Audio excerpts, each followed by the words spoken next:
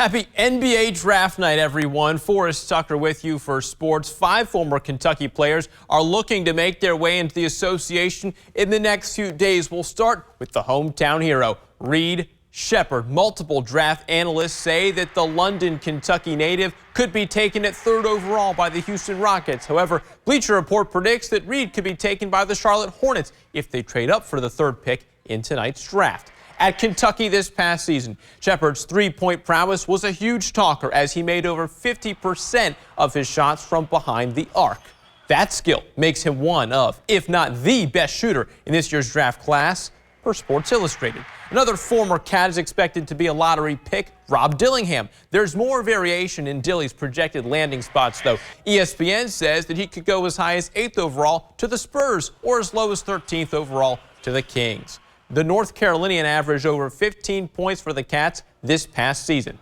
Now, even though we talk about predictions, they are just that. Rob and Reed are surely good enough to be lottery picks. So I asked the Sporting News national basketball writer Mike DeCourcy about where the lottery pick duo could land. He says without a consensus #1 pick, that's hard to predict. It seemed like it was going to be Alexander Sarr. Then there started to be a little bit more talk about the Connecticut guys, Donovan Clingan and Steph Castle, and some other international players. So we don't even know who's going to go 1. And so it's really hard to predict where Rob and Reed will land in the draft as a result of that. They will be players that, because of that status, they'll be given opportunities to succeed, that players that are taken later in the draft don't always get. And we'll see how that all works out for them.